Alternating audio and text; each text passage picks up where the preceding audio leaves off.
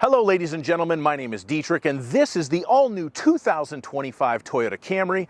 And when I say all new, it's kinda new, but we are going to get into that. Today I'm going to review this car fully for you. We're going to go over what is actually new on the 2025 Toyota Camry model. We'll have a look at the styling on it. We'll check out the hybrid-only engine and transmission.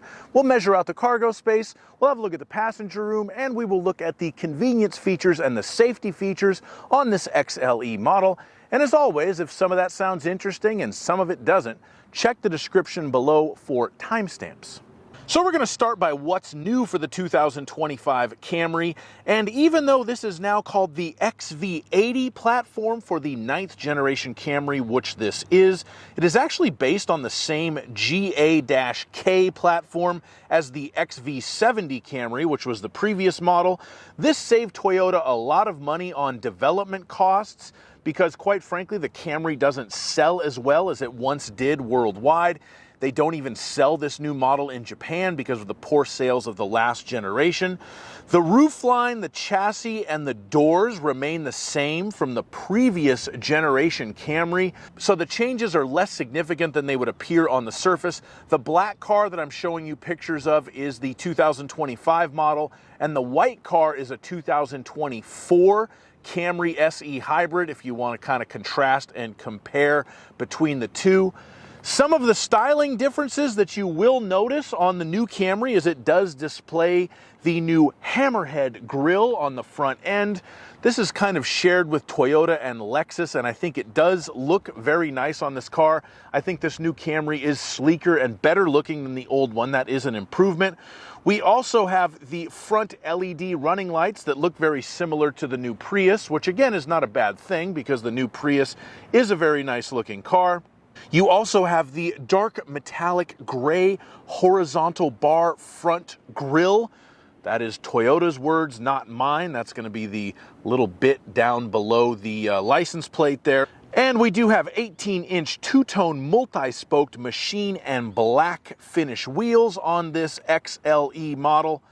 And around back, we have a gloss black rear lower diffuser and premium LED combination taillights to round out the styling package on this 2025 Camry XLE.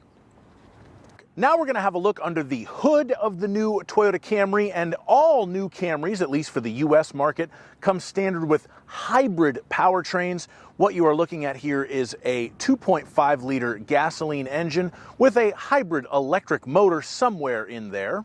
Toyota quotes a total system output of 225 horsepower on the front-wheel drive models, which this one is, and 232 horsepower for the all-wheel drive models. No one seems to know the total torque number for the system. Toyota's a little bit sketchy about that. But either way, the hybrid powertrain in this front-wheel drive 2025 Camry does a very good job of getting it down the road. It does feel very responsive and gives the car good acceleration. The 225 horsepower number is a slight bump over last year's 208 horsepower number. And of course, all 2025 Camrys, being hybrids, come standard with the eCVT electronic continuously variable transmission. It is a very good transmission for the hybrid powertrain. Keeps the car in good power, and it's very efficient and gives you smooth acceleration going down the road. All right, now we are going to measure out the cargo space. So we're going to open the trunk, get the laser tape measure, and get to it. The length of the rear trunk from the back of the back seat to the rear of the trunk with the back seat up, 3 feet and 8 inches. The absolute maximum width of the Toyota Camry trunk from there to there in what I call the golf club hole, a whopping 5 feet and 5 inches. It's still the king of the wide ass on the trunk.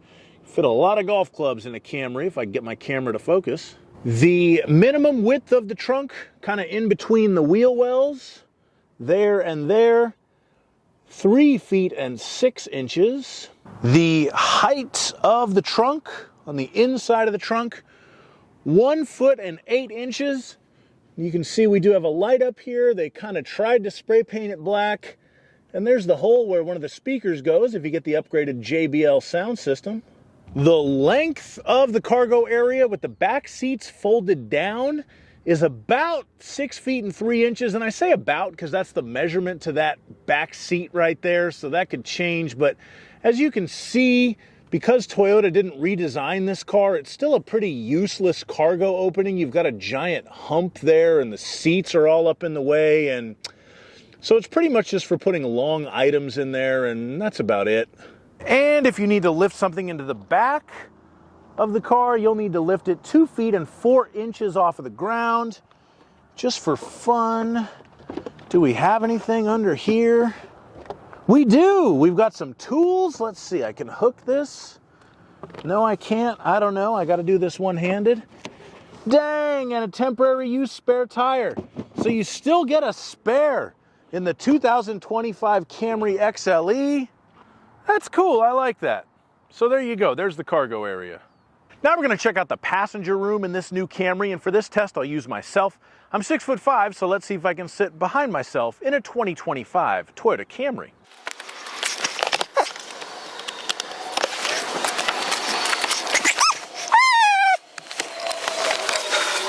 Okay, the answer to this question is almost, which is pretty much the same as it was in the last one, so that's fitting. I have enough knee room, I have enough headroom in the front.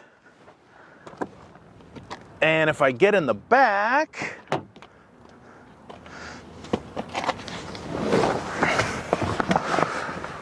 I almost have enough headroom and I almost have enough knee room. I could ride back here, honestly, for a little ways, but it's not perfect for me.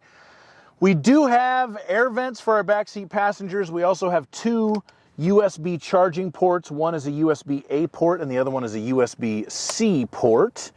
So those are features we have. And let's see. We have a rear armrest with some cup holders. And that's the passenger room in a 2025 Camry. Now we're going to move into the interior of this XLE model and talk about the features that you get in here. The first thing you're going to notice are the leather and microfiber trimmed seats that you are sitting on. They have 8-way power adjustment on both sides with power lumbar support on the driver's side. These seats are heated as well. That is standard on the XLE trim package, as is a heated steering wheel. That's a nice feature at this price point. You also have this sort of mouse fur trim on the inside of the vehicle with this X pattern on it. It's a little bit of an interesting choice. I haven't yet decided if I like it or not, but it is there and you definitely notice it the first time you sit in the vehicle. And if you drive the car at night, you will also notice the white ambient lighting right above the mouse fur on the passenger side. I have to be honest, this is one of the most half-hearted attempts at ambient lighting I have ever seen in all my months in the car business.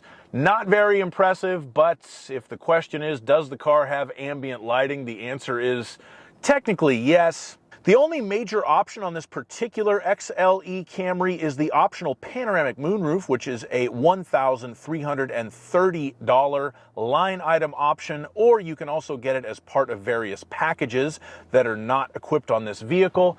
It does have a power cover, and you can open the front half of it, and it's a pretty impressive moonroof for a mid-size sedan like this one.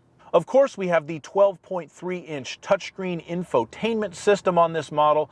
It does come with built-in factory navigation, and you also have wireless Apple CarPlay and Android Auto to hook up your maps and figure out where you're going. And it comes with AM, FM, and satellite radio for your listening pleasure. If you need to charge your devices in the new Toyota Camry, you do have options there. We have a total of 5 USB ports in the vehicle, including 2 USB-C fast charging ports in the front and 1 USB-A data port. And we also have QI wireless charging if you'd rather just make your cell phone hot as opposed to, actually charging it. Now we'll move on to the safety features, and all new 2025 Camry models do come equipped with Toyota Safety Sense 3.0. This gives you the pre-collision system with pedestrian detection, so it will alert you if it thinks you're going to hit something, and it can also employ emergency braking to try to prevent the accident. You have dynamic radar cruise control with lane tracing assist. I I will put a video that shows how to use that in the description of this video if you would like to learn how to use that on your new Camry. We have lane departure alert with steering assist, so if you're drifting out of your lane, it can alert you and also affect the steering to get you back in your lane. We have automatic high beams, so you don't blind oncoming drivers at night. We have road sign assist, so it will tell you what the speed limit is on the road you're driving on. And we have proactive driving assist, which is the most Toyota thing ever. This is where the car will automatically slow down if it thinks you're approaching traffic too quickly, or if you're going to go around a curve and you're going a little too quick. You don't want to do that in a new Toyota Camry. This XLE model also includes blind spot monitoring, rear cross traffic alert, and safe exit assist. Additional safety features like front cross traffic alert, rear cross traffic braking, and surround view cameras are optional. If you'd like to pay a little bit more money for your 2025 Camry, you can certainly get them. Thank you so much for watching my review on this 2025 Camry. Honestly, I'm a little bit disappointed in this car that it's not a more extensive, complete redesign of the old one, but it's still a very, very good car. I think Toyota made the right call by making it hybrid only. And hey, it's a four-door sedan. It's still available for the 2025 model year, so I'm not going to complain about that. I will put a link to my POV test drive video in the description. And as always, please like my video, subscribe to my channel, and have a fantastic day. Bye-bye.